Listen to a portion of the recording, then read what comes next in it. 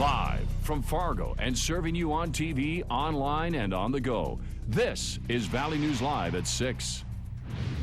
Investigators are looking for clues after a body is found in an apartment near the NDSU campus. Good evening, everyone. Thank you for joining us. The North Dakota Bureau of Criminal Investigation has joined local police and fire crews after a person was found dead at the scene of an apartment fire in North Fargo.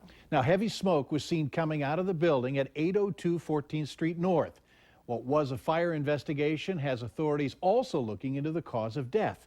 Valley News Team's Bradford Eric has been following this story for us all afternoon, and he joins us live at the scene with the latest. Bradford? The cause and the identity are the two main questions that investigators have been spending the better part of a day and this evening trying to answer. What we do know is that fire crews left a short time ago, leaving only the fire investigator to determine the cause. The initial call came about 12:30 this afternoon. Fire crews called here to 802 14th Street North, firefighters finding thick smoke from the apartment on the northeast corner. They pulled hoses, made entry, and as they were putting out the fire, they discovered someone had died. Crews were taking no chances either, making sure the flames hadn't spread to neighboring units. But right now, it's neither a fire nor a police investigation. It's both agencies. We're going to start from, like we do with every fire. We'll look at where the origin was and then work our way out, or and try to figure out what might have caused the fire, and then whatever else goes along with the rest of it. They understand that a potential crime scene has a lot of evidence, and by using water or whatever extinguishing that they have might compromise whatever evidence is there. But we understand that they have to put out the fire because we can't get in there and do our jobs. So we've worked hand in hand. We've had trainings with each other to just so that they understand what we're looking for. Police tell me there's no rush in this investigation. Detectives with plenty of time to determine what happened. Eventually, the body will be taken to Grand Forks to determine the cause of death. I did speak with a woman who lived in the apartment building earlier today. She said she didn't know who lived in that unit, but that she frequently sees people come and go from the building. Stick with Valley News Live. If any updates happen, we'll be sure to bring them to you. Live in Fargo, Bradford Eric, Valley News Live. All right, thanks, Bradford. And when we get new information, we'll post some of that information on our website at valleynewslive.com. Today, a chunk of our viewing area saw rain, sleet, and snow, and in some places, all three. It sounds like we're in for more gray weather and flurries. Let's find out the latest on the forecast from Chief Meteorologist Hutch Johnson. Hutch? Yeah, our snowfall and wintry weather mix here in the valley was really insignificant compared to what they saw out west. This was from North Bismarck, where there was a reported 20 inches of snow just north of the Capitol building. And take a look at this near the Hazen area. Now that is one snow scraper. 26 inches reported in Hanover. That is in Oliver County, just north and west of the Bismarck area. Hazen reporting 21 inches. Here's a look at the map. 1 to 2 feet in and around Lake Sakakawea, including the I-94 corridor. For us, a few flakes flying this evening. And as temperatures fall, Andrea, this evening, we could have some slippery spots developing in the late overnight hours. So watch out for that. Most of the snowfall today, by the way, has fallen with temperatures above freezing. So the roads, they're slushy, wet, but not necessarily as icy as they are out west. If you're traveling in that direction, be cautious. Take care when you're out there. Thanks, Hutch. Some people in Fergus Falls, Minnesota are upset that Red Kettle bell ringers must sit outside of Walmart in rain and snow. They called our whistleblower hotline wondering why they can't ring inside.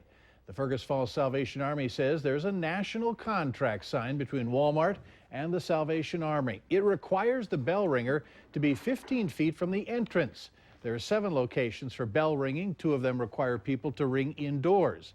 The Salvation Army says they honor their contracts and they tell their volunteers to dress warmly if they will be outside. Those agreements have to be honored. In the past, managers have brought them in, but, we don't have any control over that. And so we just want to stick with what we do and honor the agreement we have signed. Now, if you're interested in helping out in Fergus Falls or in the FM area for that matter, click on this story on valleynewslive.com.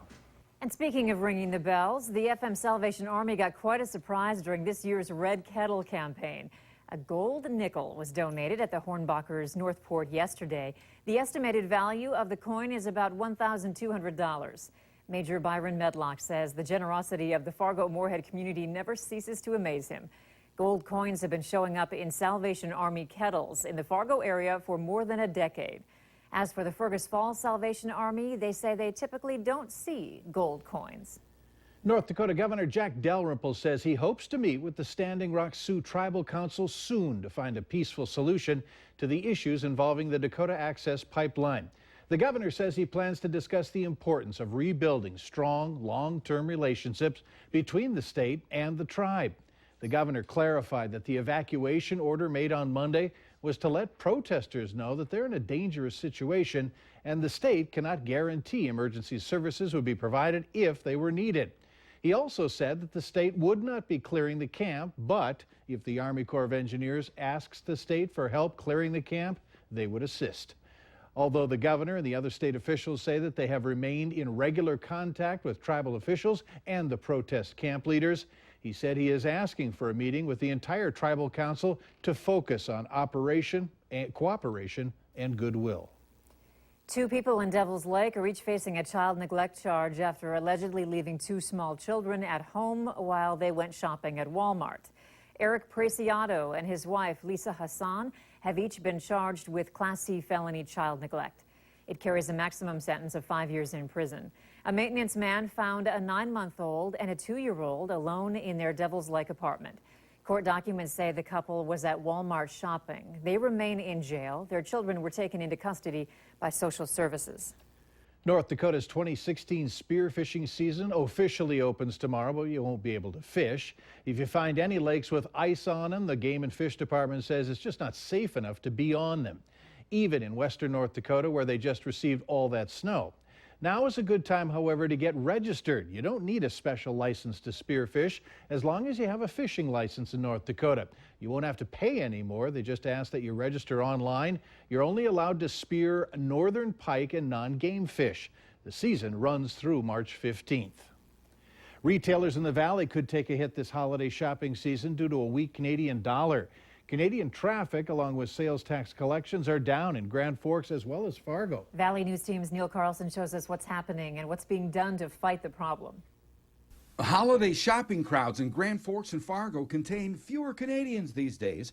Their numbers have been falling off the last 2 years because today a Canadian dollar is worth only 74 cents in the U.S. In fact, Canadian vehicle traffic at the Pembina crossing is down 12.5% so far this year. That's over 41,000 fewer vehicles and even more Canadian visitors spending less money in Grand Forks and Fargo. Overall sales tax collections here in Grand Forks are down 3.7% this year compared to last year at this time. Fargo sales tax collections are down 4.3%. And besides a weak Canadian dollar, ag and oil prices are also down. So you have 3 of the main fundamentals of our economy that are actually negative. So the fact that our economy is doing as well as it is actually, I think, a tribute to the diversification that we've seen in UAS and in manufacturing. And the Convention and Visitors Bureau is trying to fight back against a weak Canadian dollar with more advertising in Manitoba. Still a lot of restaurants and hotels offering them coupons for discounts. Absolutely, absolutely. I think we all realize how important they are to our economy here. And while they might not be traveling as much right now because of the exchange rate, they're still coming, and we want to show them how valuable they are to us. And there's already a bit of good news in all this. The Grand Forks November sales tax collection numbers have just been released and show a slight uptick over last November. Neil Carlson, Valley News Live. The Canadian exchange rate has been declining since mid-2013 when it was at par with the U.S. dollar.